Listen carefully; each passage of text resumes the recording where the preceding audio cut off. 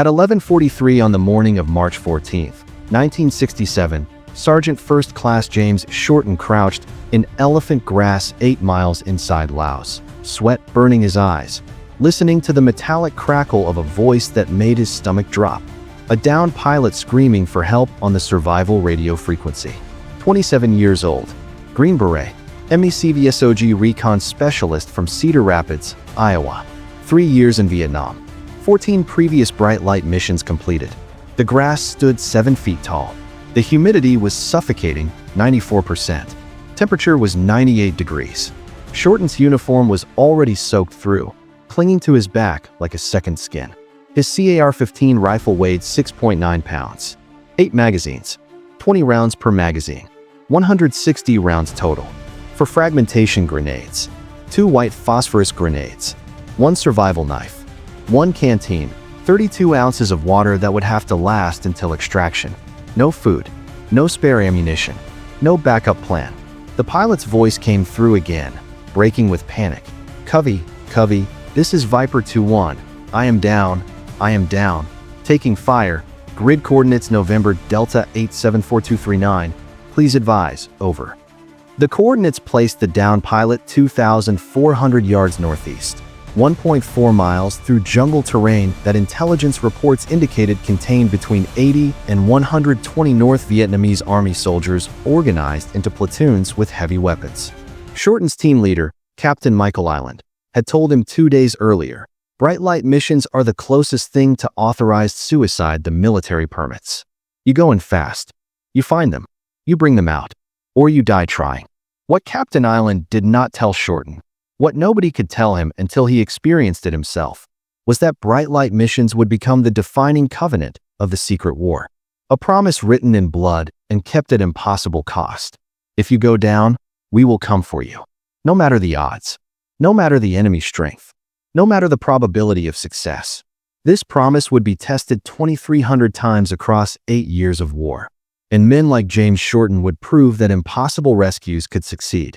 The concept of bright light missions emerged from a brutal mathematical reality that American military planners confronted in 1965. United States Air Force pilots were being shot down at rates that shocked Pentagon analysts. During peak operational periods in 1966 and 1967, the Air Force was losing an average of 68 aircraft per day across the entire theater of operations. Not every aircraft loss resulted in downed pilots requiring rescue. Some crashes killed crews instantly. Some occurred over friendly territory where conventional search and rescue could respond. But the numbers were staggering nonetheless. Pilots who ejected or crash-landed over Laos, Cambodia, or North Vietnam faced survival odds that were statistically catastrophic. Without rapid rescue response, the probability of capture or death approached 90% within the first 12 hours. North Vietnamese forces actively hunted down pilots, understanding that capturing American aviators provided propaganda value, intelligence through interrogation, and the psychological impact of denying rescue. Standard military search and rescue doctrine, designed for conventional warfare, could not function in denied territory. Air Force rescue helicopters, even when escorted by gunships and fighter aircraft, required secure landing zones and sufficient time to coordinate extraction. In heavily defended areas deep inside Laos or Cambodia, these conditions simply did not exist. Enemy forces could concentrate around crash sites faster than conventional rescue forces could organize response. MACV-SOG filled this gap through the creation of dedicated rapid response teams trained specifically for high-risk rescue operations in denied territory. The term bright light became the operational code name for these missions, distinguishing them from standard reconnaissance missions designated Prairie Fire, Salem House, or Daniel Boone, depending on operational area. The organizational structure of bright light missions reflected their unique requirements. Teams were deliberately kept small, typically 2 to 4 American Special Forces soldiers supplemented by 4 to 6 indigenous fighters, usually Montagnard tribesmen or Nung Chinese who had proven reliable in previous operations. Small team size enabled rapid insertion, reduced the logistics footprint, and allowed teams to move through jungle terrain with speed that larger formations could not match. But what truly distinguished bright light missions from every other military operation conducted during the Vietnam War was the load configuration. Bright light teams carried no food. This was not oversight or logistical failure. It was deliberate operational doctrine. Every ounce of weight capacity beyond weapons and ammunition was devoted to rescue equipment, medical supplies, rope, extraction harnesses, body bags for remains recovery, and additional ammunition for sustained firefights. The typical bright light operator carried between 40 and 50 pounds of equipment: a CAR-15 rifle or M16 rifle, 8 to 12 magazines of ammunition, fragmentation grenades, smoke grenades, white phosphorus grenades for signaling aircraft, one canteen of water, 32 ounces, a PRC-25 radio or, for team leaders, both a tactical radio and a URC-10 survival radio for communicating with aircraft, a survival knife, medical supplies including morphine, bandages, and plasma expanders, rope for rappelling or hoisting wounded personnel into hovering helicopters. What they did not carry: rations, sleeping equipment, spare clothing, extra water, or any provision for extended operations. Bright light doctrine assumed that missions would last between 4 and 18 hours. Insert, locate the objective, extract, and return to base before exhaustion, thirst, or ammunition depletion made continuation impossible. Staff Sergeant Ronald Terry from Baton Rouge, Louisiana, learned the fundamental truth of bright light operations during his first mission in June 1968. 24 years old. Special Forces qualified. 6 months in country with MACV-SOG. He had completed 9 reconnaissance missions before receiving his first bright light tasking: rescue of an Air Force F-4 Phantom crew shot down during a bombing mission over the Ho Chi Minh Trail in southeastern Laos. The mission brief was delivered at 0430 hours, 4:30 in the morning, at the forward operating base in Contum. The F-4 had been hit by anti-aircraft fire at approximately 2200 hours the previous night. Both crew members, pilot and weapons systems officer, had ejected. Radio contact had been established with the pilot, call sign Viper 32, who reported injuries but confirmed he was mobile and concealed approximately 800 yards from the crash site. The weapons systems officer had not made radio contact. Status unknown. Intelligence estimated enemy strength in the area at platoon level, approximately 30 to 40 North Vietnamese soldiers. The terrain was mountainous jungle with triple canopy forest coverage that would prevent helicopter landing except in rare clearings. Weather was marginal, clouds ceiling at 1,000 feet, intermittent rain. Terry's team consisted of himself as 1-0, team leader, plus Sergeant First Class David McKinney from Tulsa, Oklahoma, as 1-1, assistant team leader, and Specialist 4th Class Paul Fitzgerald from Boston, Massachusetts, as 1-2, the radio operator and medic. For Montagnard fighters completed the team. At 05:15 in the morning, a Huey helicopter lifted Terry's team from Contum and flew west toward the Laotian border. Flight time was 18 minutes. Terry sat in the open door, watching the darkness give way to gray dawn. His hands were not shaking. That surprised him. He had expected fear. Instead, he felt an odd clarity, as if the entirety of his training had compressed into this single moment. The helicopter descended toward a small clearing identified through infrared imagery as the nearest landing zone to the downed pilot's position. The door gunner's M60 machine gun remained silent. No enemy fire.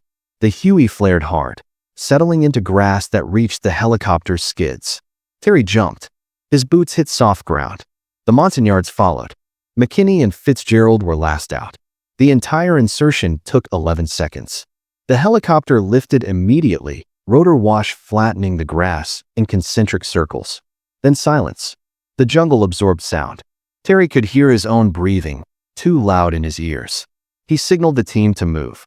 What Terry did not know, what the intelligence briefing had not told him because the analysts themselves did not know, was that the F-4 had crashed directly adjacent to a North Vietnamese Army supply depot containing more than 200 soldiers, with additional infantry platoons stationed along nearby trail segments for security. The actual enemy strength in the immediate area was not 30 soldiers. It was closer to 300. The team moved northeast, following a compass bearing toward the pilot's last known coordinates. Movement through triple canopy jungle was exhausting. Vines caught equipment. Roots created trip hazards. Visibility extended perhaps 30 yards before the vegetation became an impenetrable green wall. Terry counted his paces, 1,200 paces in the first 20 minutes, approximately 800 yards covered.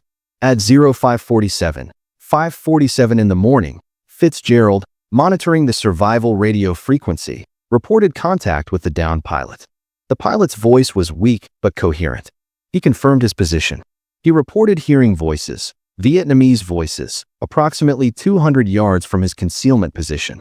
He requested immediate extraction. Terry calculated the distance. 400 more yards. Perhaps 15 minutes of movement if the terrain remained navigable. He signaled the team to increase pace. What happened next would define Terry's understanding of bright light operations for the rest of his life. At 6:03 in the morning, the team came under fire. The first rounds were single shots. Crack, crack, crack, the distinctive sound of AK-47 rifles. Bullets snapped through leaves. One round struck a tree 6 inches from McKinney's head, spraying bark. Terry dropped to prone position. The Montagnards scattered to defensive positions without needing commands. Fitzgerald was already on the radio, calling for air support. But Terry understood immediately.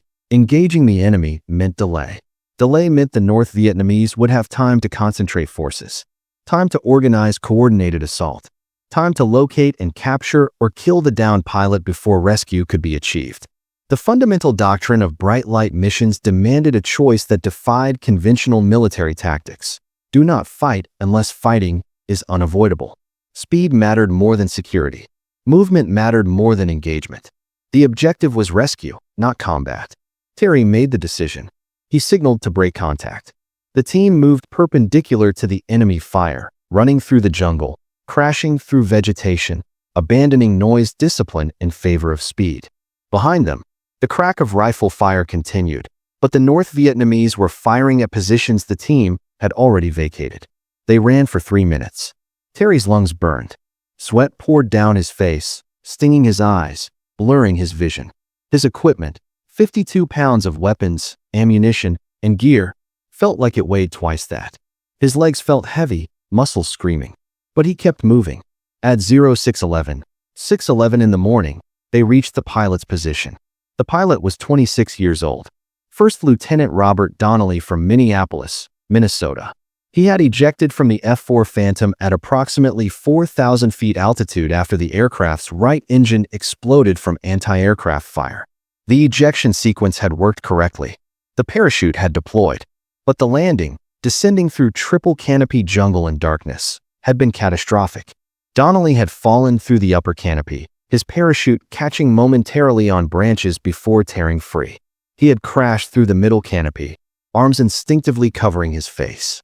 Finally, he had slammed into the ground, the impact driving the air from his lungs and sending lightning bolts of pain through his left leg. When Terry found him, Donnelly was conscious but in severe pain. His left leg was broken, a compound fracture of the tibia with the bone visible through torn flight suit fabric. His face was lacerated from branches. His hands were bleeding, but he was alive. Terry knelt beside him. "Lieutenant, I'm Sergeant Terry, MACV-SOG. We're getting you out." Donnelly's eyes were wide, pupils dilated from shock and pain. "My WSO, Weapons Systems Officer, did you find him?" Terry shook his head. "Not yet. Right now, we focus on you." Fitzgerald was already working, cutting away the flight suit fabric around the broken leg, assessing the injury. McKinney established security, positioning the Montagnards in a defensive perimeter. The jungle around them was quiet. Too quiet. Fitzgerald looked at Terry. His expression said everything. The leg was bad. Moving Donnelly would be agonizing. Carrying him through jungle terrain would be slow. Slow meant vulnerable. Terry keyed his radio. Covey, this is Bright Light 10. We have located Viper 3-2. He is alive. Compound fracture left leg. Request immediate extraction. Over. The forward air controller's voice came back, calm and professional. Bright Light 10, Covey copies. Nearest landing zone is 600 yards northeast your position. Can you move to that location? Over. 600 yards. Carrying a wounded man. Through jungle. with enemy forces actively searching for them. Terry looked at Donnelly. "Can you walk?" Donnelly tried to move his leg. The pain made him gasp, face going white. "Negative. No way." McKinney was already improvising a stretcher from bamboo poles and a poncho. The Montagnards helped, moving with practiced efficiency. They had done this before. They understood what was required. At 6:27 in the morning, the team began moving toward the landing zone. 2 Montagnards carrying the stretcher with Donnelly strapped to it, Terry on point, McKinney covering the rear, Fitzgerald monitoring the radio. The movement was agonizingly slow. The stretcher caught on vegetation. The Montagnards had to stop every 50 yards to adjust their grip, to rest their arms. Donnelly was trying not to scream. Every jostle of the stretcher sent pain through his shattered leg, but small sounds escaped anyway, sounds that carried through the jungle. At 6:39 in the morning, the North Vietnamese found them again. This time, the contact was not single rifle shots. This time, it was coordinated ambush. Automatic weapons fire erupted from 3 directions: ahead, left flank, and rear. The distinctive sound of RPD machine guns, Soviet-designed light machine guns firing 7.62 mm rounds at 650 rounds per minute. Bullets tore through the jungle, shredding leaves, splintering branches. One Montagnard carrying the stretcher took a round through the shoulder. He fell, screaming. The stretcher dropped. Donnelly hit the ground hard, crying out in pain. Terry was firing short controlled bursts from his CR-15, aiming at muzzle flashes barely visible through the vegetation. McKinney threw grenades. 1, 2, 3. The explosions flat and sharp, followed by screams. Fitzgerald was on the radio, voice urgent but controlled. Covey, bright light is in heavy contact. Multiple enemy. We need air support immediate. Over. The FAC responded. Bright light, Covey copies, Skyraiders inbound. 3 minutes out. Can you mark your position? Over. 3 minutes. 180 seconds. It felt like forever. Terry pulled a smoke grenade from his web gear, yanked the pin, and threw it into the clearing ahead of their position. Purple smoke billowed upward, spreading through the canopy. He grabbed the stretcher. We move now. Go, go, go. The team ran. 1 wounded Montagnard was left behind. There was no time, no possibility of carrying both him and the pilot. The other Montagnards grabbed the stretcher and ran, crashing through the jungle. Behind them, the firefight continued. Terry could hear the wounded Montagnards still firing, covering their escape, buying them seconds. Then the firing stopped. Terry knew what that meant. The Montagnard was either dead or captured. There was nothing to be done. At 6:42 in the morning, the A-1 Skyraiders arrived. The sound came first, the distinctive, deep-throated roar of Wright R3350 Cyclone engines, 18 cylinders, 2,700 horsepower per engine. The A-1 Skyraider was a propeller-driven attack aircraft that looked obsolete compared to the sleek jet fighters dominating the war. But for close air support in jungle terrain, nothing matched the Skyraider's capability. The lead Skyraider, callsign Sandy 1, dove toward the purple smoke marking the team's position. The pilot's voice came over the radio. Bright light. Sandy 1 has visual on your smoke. We see enemy movement northeast of your position, rolling in hot. Keep your heads down. Over. Terry pressed himself flat against the ground. The Montagnards did the same. Fitzgerald covered Donnelly's body with his own, shielding the injured pilot. The Skyraider came in low, maybe 200 feet above the canopy, and released ordnance. The sound was apocalyptic. High-explosive rockets impacted the jungle with concussive force that Terry felt in his chest. The explosions were massive, each one throwing dirt and vegetation and pieces of trees into the air. Secondary explosions followed, ammunition or equipment cooking off from the heat. Sandy 2 followed immediately, strafing runs with 20mm cannons, each cannon firing 650 rounds per minute. The sound was like tearing fabric, a continuous ripping noise punctuated by the impacts of cannon shells detonating in the jungle. Trees literally disintegrated under the cannon fire. The enemy fire stopped. The North Vietnamese, facing devastating air attack, broke contact and retreated. Terry used the moment. Move. Landing zone, 200 yards, go. The team ran. Terry's legs felt like lead. His lungs burned. Sweat soaked his uniform completely, dripping from his chin, blurring his vision. The CAR-15 felt impossibly heavy.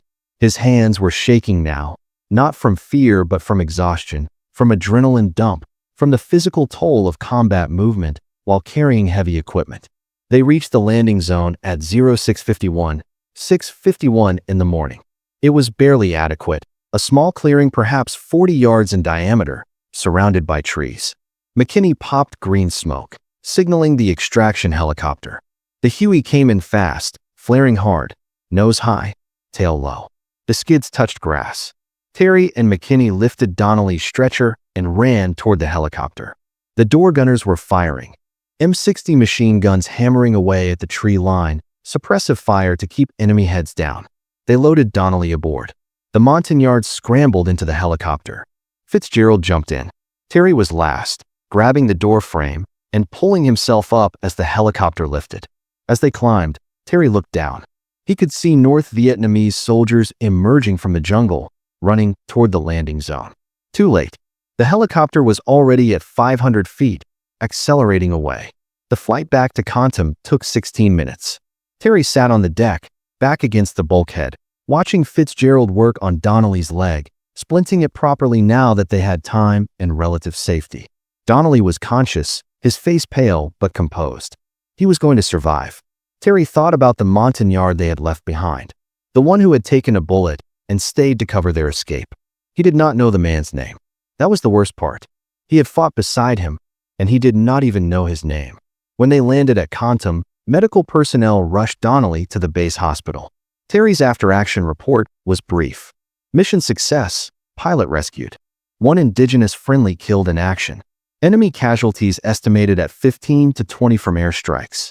Time on ground, 1 hour 6 minutes. The intelligence officer asked if Terry would volunteer for additional bright light missions. Terry said yes. He would go on to complete 17 more bright light operations over the next 14 months. 12 would succeed. 5 would fail.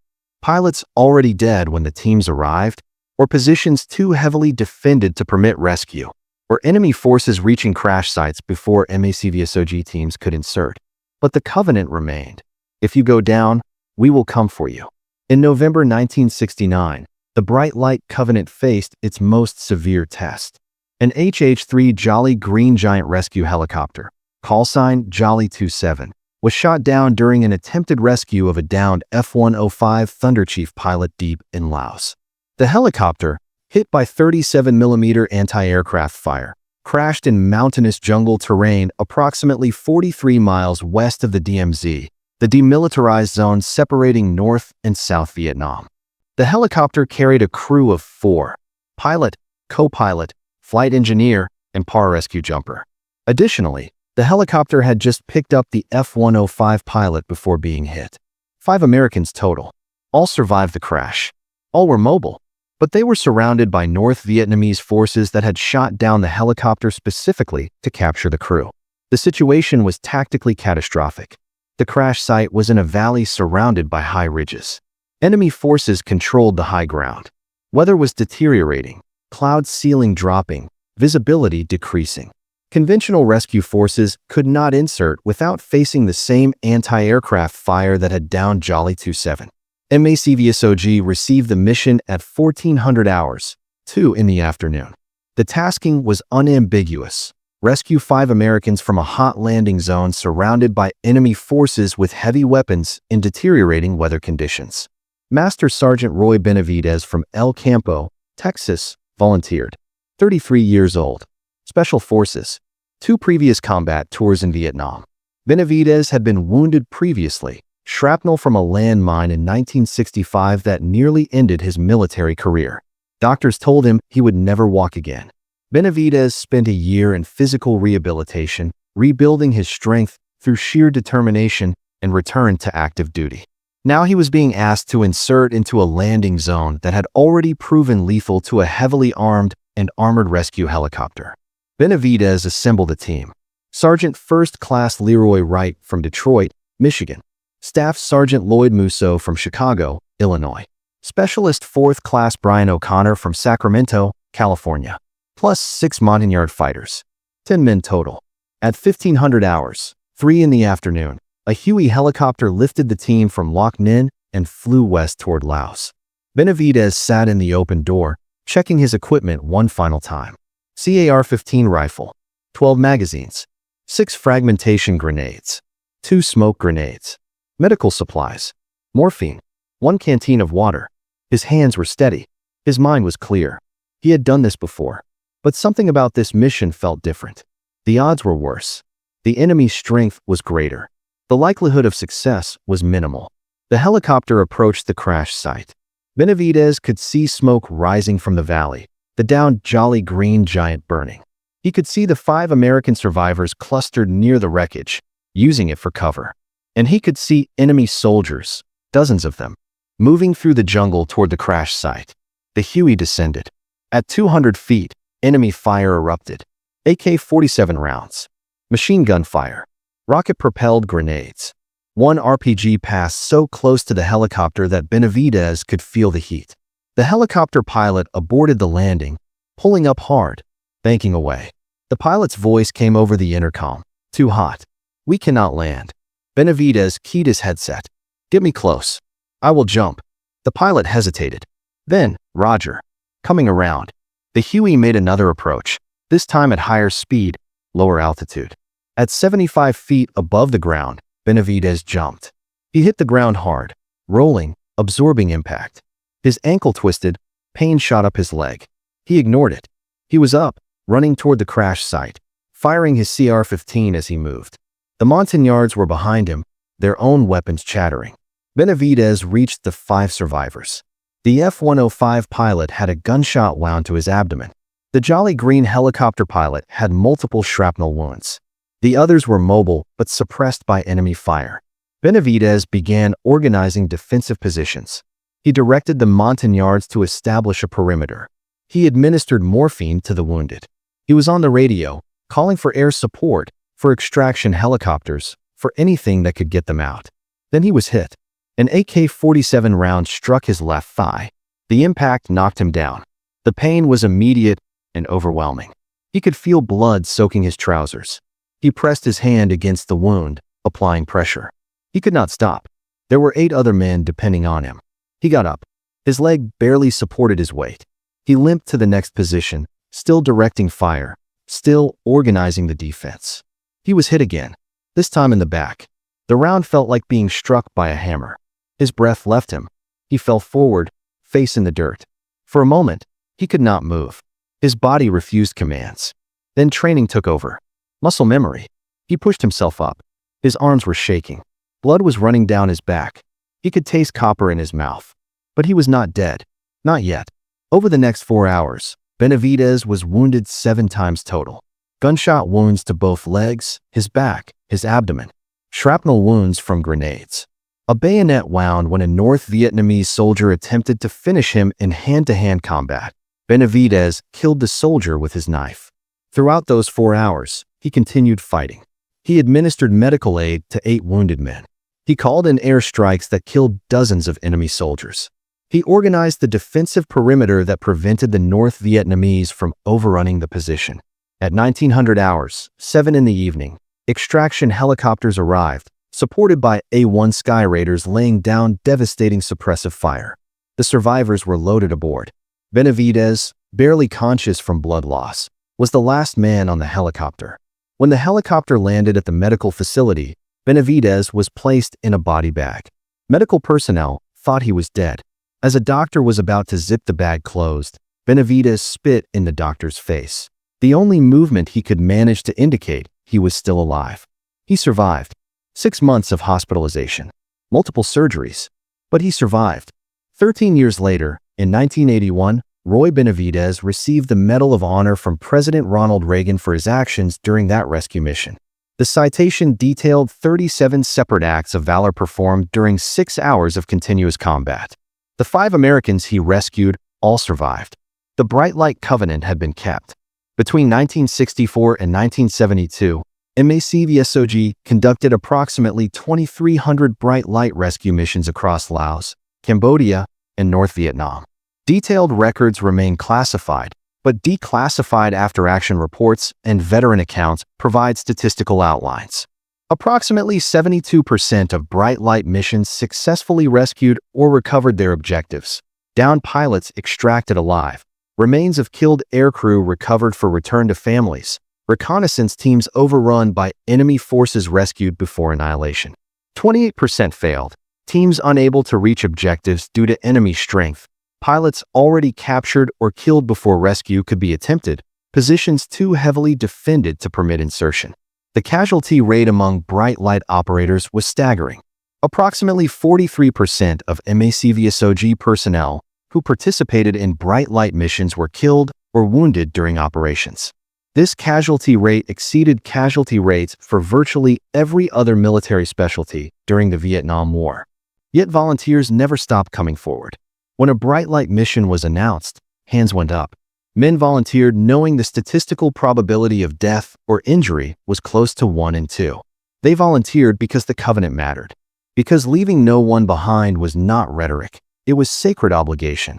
The emotional toll on bright light operators was profound and permanent. James Shorten, who completed 21 bright light missions between 1967 and 1969, described the psychological weight in an interview conducted 40 years after the war. You carry them with you. The ones you saved and the ones you could not save. I can tell you the name of every pilot we rescued. I can tell you the name of every pilot we found already dead. I see their faces. I will see their faces until I die. Staff Sergeant Ronald Terry, who completed 17 bright light missions, never spoke publicly about his experiences until 2008, when he was diagnosed with terminal cancer.